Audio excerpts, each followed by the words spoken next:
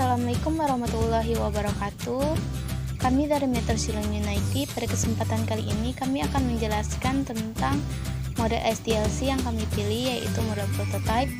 Sebelum masuk pada pembahasan materi, saya akan memperkenalkan anggota kelompok kami yang terdiri dari 6 orang. Yang pertama, saya sendiri. Perkenalkan, nama saya Novrianti. Berikut NIM saya. Saya di sini sebagai leader.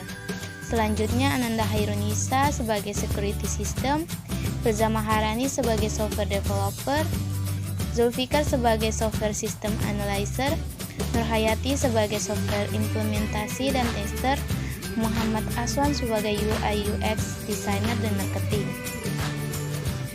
Tugas ini diberikan oleh dosen kami, yaitu Bapak Muhammad Yusuf Eskom, dan asistennya yang pertama Kakak Fatmawati Eskom dan Kakak Swani. Selanjutnya kita akan masuk pada poin pertama, yaitu penjelasan prototype yang akan disampaikan oleh teman saya. Bismillahirrahmanirrahim. Assalamualaikum warahmatullahi wabarakatuh. Perkenalkan, nama saya Zulfikar, NIM 2020 55 2020 99, posisi sebagai software system analyzer. Di sini saya akan menjelaskan tentang apa itu prototype.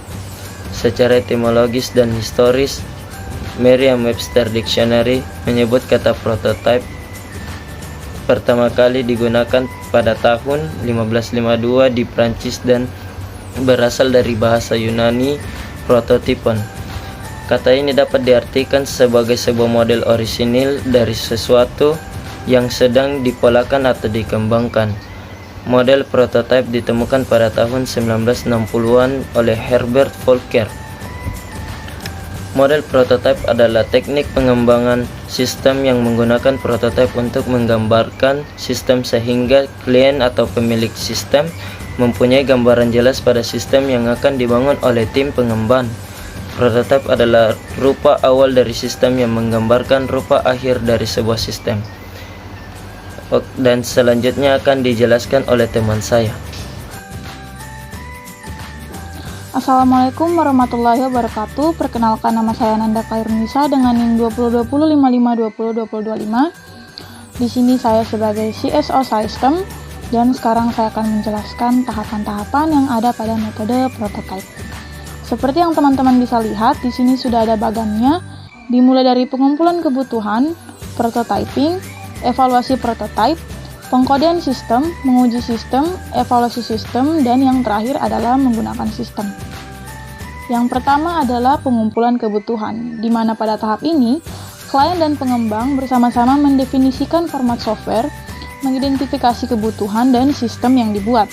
Yang kedua adalah prototyping, membangun prototyping dengan membuat perancangan sementara yang berfokus penyajian kepada pelanggan. Yang ketiga adalah evaluasi prototype. Tahap ini dilakukan oleh klien, apakah prototyping yang dibangun sudah sesuai dengan keinginan dan kebutuhan atau belum. Yang keempat adalah mengkodekan sistem, menerjemahkan prototyping yang sudah disepakati ke dalam bahasa program. Yang kelima adalah menguji sistem, melakukan pengujian pada sistem yang telah dibangun.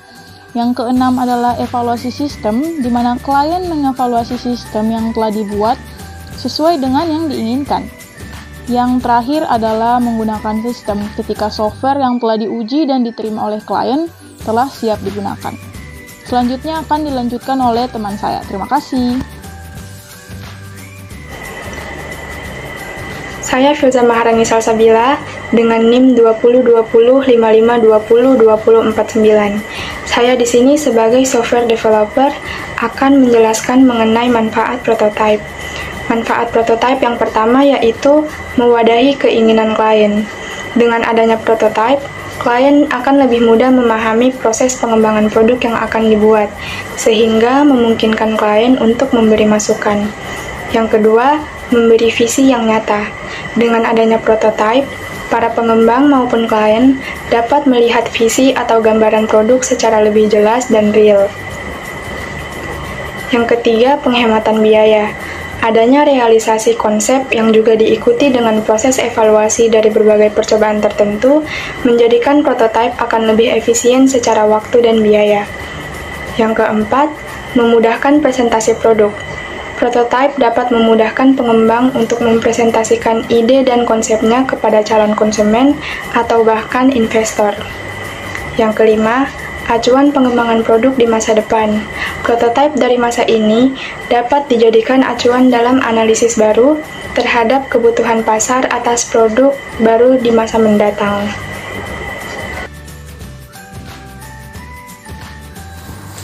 Baik teman-teman, perkenalkan nama saya Muhammad Aslam Asjad Abdul dengan NIM 2020-55-2020-70. Di kelompok ini, saya bertugas sebagai software UI UX designer dan marketing. Nah, baik saya akan membacakan contoh metodologi pembuatan prototype, yang dimana kelompok kami mengambil satu contoh, yaitu paper prototyping. Paper prototyping merupakan desain yang dibuat melalui media kertas dan alat tulis seperti pena dan pensil. Jadi teman-teman, sebelum kita mudah mengakses internet dan digital, pembuatan prototipe itu pada dasarnya berbasis kertas melalui gambar dua dimensi. Nah, hasil akhir dari desain produk tersebut mampu memberikan beberapa opsi terkait kekurangan dari sisi tampilan maupun fungsionalitas produk. Nah, cara ini amat sederhana karena hanya berbentuk gambar-gambar dua dimensi dan lantas diuji dengan perilaku seseorang untuk menggunakan produk prototipe tersebut. Nah, selanjutnya kekurangan dan kelebihan metode prototipe yang akan dibacakan oleh teman saya.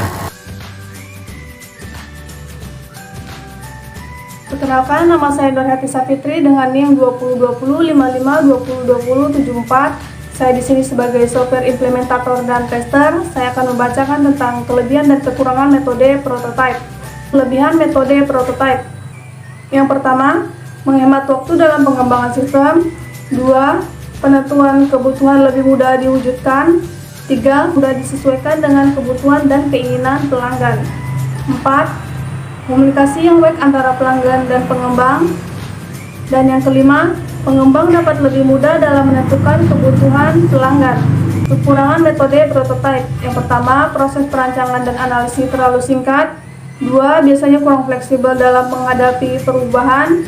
Dan yang ketiga, pengembang kadang-kadang membuat kompromi implementasi dengan menggunakan sistem operasi yang tidak relevan dan algoritma yang tidak efisien. Mungkin itu saja presentasi dari kami kelompok 7, kurang dan lebihnya mohon dimaafkan. Terima kasih.